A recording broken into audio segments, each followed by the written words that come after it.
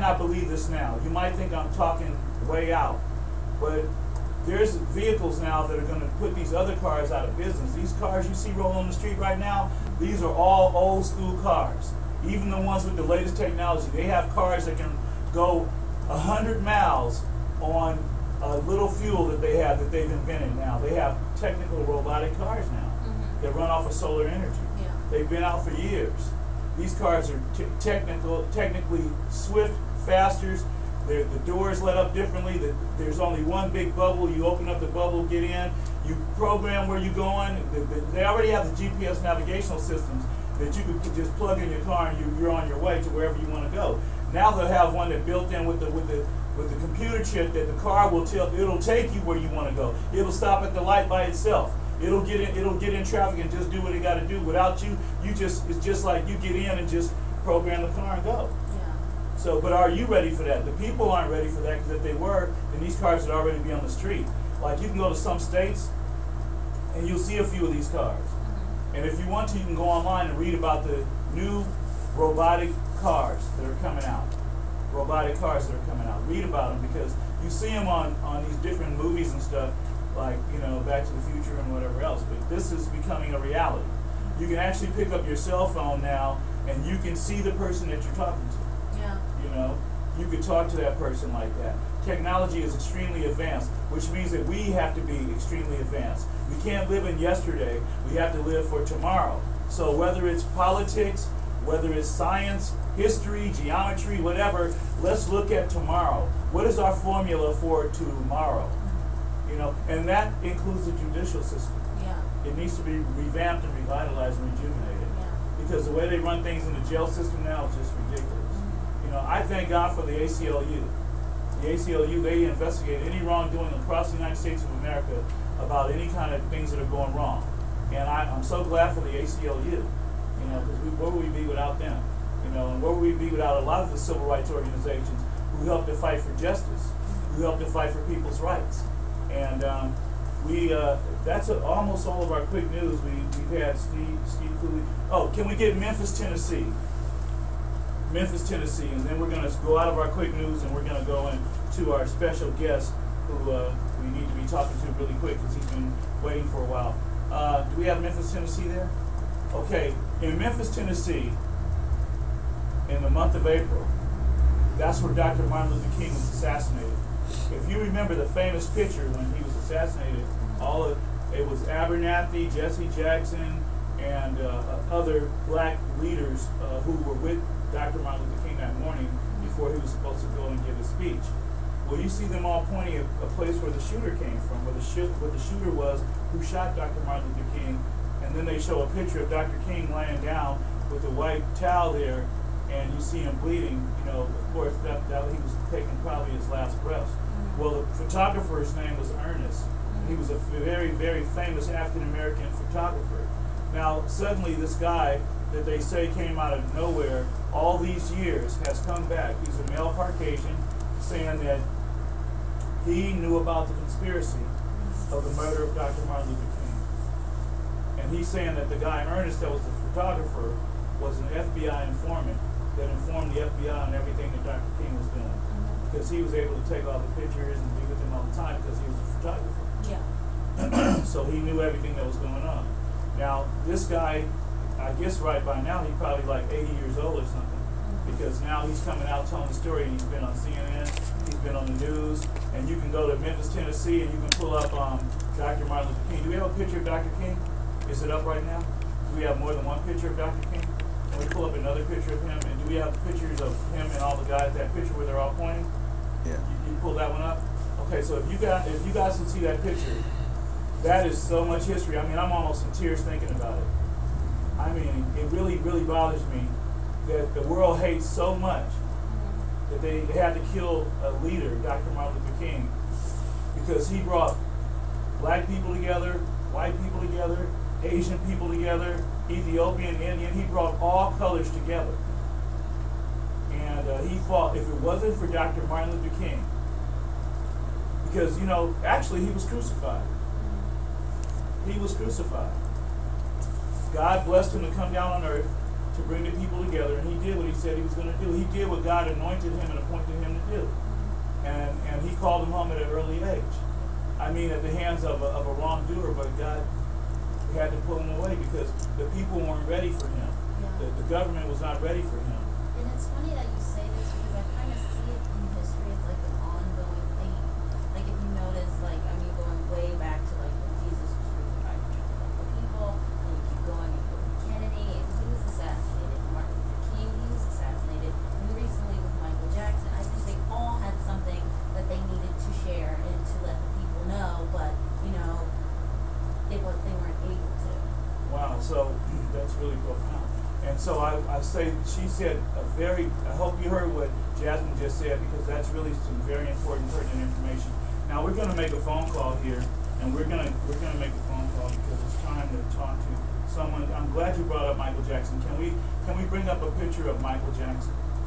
One of his pictures where he's there's one where he has like his glasses on and his hair is long and curled, and he has on white, and it's like a white outfit. I don't know if you can pull that one up, but let's see if we can get Brian Oxford on the phone live, the 20-year attorney for the Jacksons. Yes, can I speak to Brian Oxford? You got him, Eddie, right here. Brian Oxford, how you doing, Brian? Doing just great, Eddie. How have you been? All right. We're hanging in there, Eddie, always making noise and always causing trouble. Well, you know what? Wait, I'm trying to fix this here where it won't feed back. Let's see. I don't want it to feed back here, so let's try to set this up. Can you hear me? Sure can. Can the people out there hear him okay? Okay.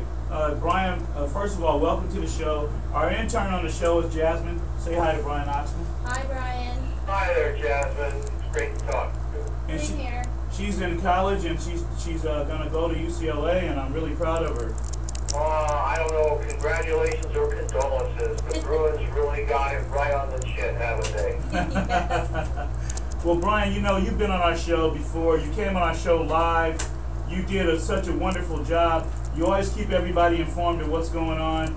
And I just want to see if I could get a short interview with you here that I think we have from one of our previous shows. Let's see if I can pull it up, okay? You got it, Eddie. Hold on a second here. Let's see what we can The Civil get. Rights Association speaks out. And again, if you did not hear me earlier, This we're is one of the streaming previous live shows with you on at there, Brian. the letter U, stream, STREAM.TV. And when you open up that window, go to the search box on the right side and type in LACRA speaks out. We're twittering right now if you want to go to Twitter and Twitter along with us. And also you can check the Facebook page, Eddie Jones Jr. on Facebook. And you're on KTYM AM 1460. Without further ado, Leo, do we have Mr. Brian Oxman on the phone? You got me, Leo? Eddie. I'm right here. We're gonna hear you on Brian, the radio are you there? first. I am right here, Eddie. Okay. Let's clap it up for Mr. Brian Oxman. Brian, how you doing? Doing great, Eddie.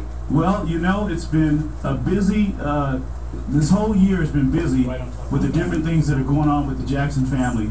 First of all, we want to send out lots of love from Catherine and Joe and the entire family, all the kids, all the grandchildren. We just send a lot of love to them right now. Sure appreciate that a bunch. Now, I know your work has got to be really hectic with all these different things going on. Eddie, it just doesn't seem to stop with the Jackson family. They are really an amazing group of people. They are the first family of American music. And I used to say first family of American music. They are the first family of international music. I don't think that there's anybody else who has made a greater impact on music around the world than this family. And because of that, they are under a microscope. People just want to see them, touch them, feel them. The result is they're always in the headlines, and that's just part of being a member of this family. Yeah, you're right. I couldn't agree with you more. You know, Okay, so that's Brian Oxman live. That was you, Brian. Terrific, Eddie. That was you on one of our previous shows, and now we have you live again on the phone here. And so, what is our topic for today, Brian? What would you like to talk about? Well, I think the most important thing is what's on the top of the news, and that is the extraordinary amount of money which the estate of Michael Jackson has brought in. There was a report of some $260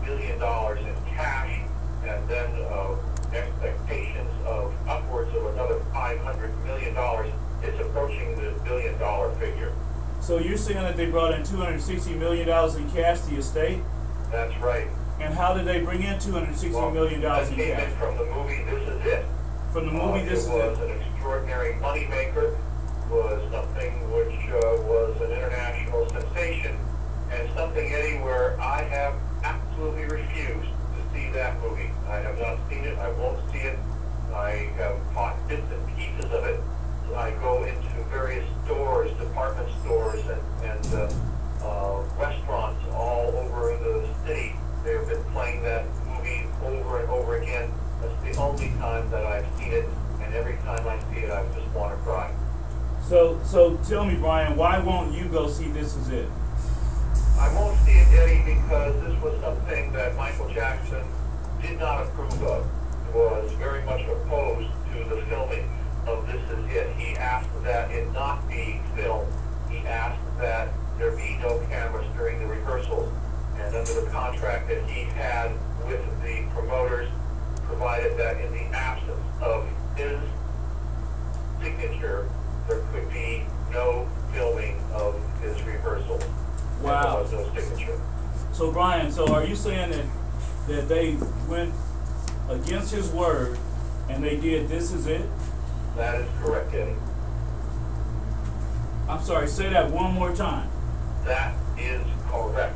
That Mr. Michael Joseph Jackson did not want AEG or Sony to produce This Is It. He repeatedly said, "What are the cameras doing here? I haven't given authorization to have cameras in the rehearsals. I want the cameras out." But yet, it was literally forced upon him, and I have not been happy about it at all ever since. Well, Brian, since I have you on the line, my intern Jacqueline here in her hand has an 18-page lawsuit that's been filed by Miss Catherine Jackson, and we downloaded it. It was sent to me in an email, and then I downloaded it, and we have it right here printed out. Could you talk a little bit about this civil suit? Because in this suit, in this lawsuit right here, it talks about how Michael was harassed, how he was abused, and how he was used.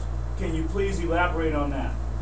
Well, if you will look at that lawsuit and then compare it to the lawsuit which I filed on behalf of Joseph Jackson, you'll find it's a word-for-word reproduction of my lawsuit. There's nothing new, original, or different in that lawsuit other than the materials which I had filed at least 3 months earlier. And what you have is you have just we call it a copycat lawsuit on behalf of Catherine Jackson. Now, in some respects, it doesn't really matter whether or not they're copying the allegations. The question is whether or not those allegations are true. And Eddie, they are absolutely true. Okay, hey Brian, can you go to page 14? Page 14. And I just want you to read a little bit of, hold on, Brian, we want to get something here. We're working on, there it is right there. And could you read page 14 from right there where it says 78? Okay. Listen to this, Brian. Nice smile. AEG also was negligent in supervising Murray in that Murray had specifically requested a full-time nurse and cardiopulmonary resuscitation equipment for the treatment of Jackson, and AEG had agreed to so provide that equipment. AEG did not provide that equipment and accordingly breached its duty of care to Michael Jackson. That is the same language which I had in my June 8th complaint to the California Medical Board. Okay, so then there is accuracy in that statement. That's absolutely correct. That is identical to the complaint I filed with the California Medical Board. Okay, so you filed a civil lawsuit, and what date did you file your lawsuit? That went back to June 8th of 2010. So here we are in September. Many months ago, these allegations are the very same which I made many, many months ago. And they've simply been copied. Back in school, if we were called a copycat, that was really a terrible insult. But here, I think that imitation is the greatest form of flattery. Yes, I couldn't agree with you more. I just want you to listen to, we're on page 10 of the lawsuit. I just want to share, we're going to go to line 55.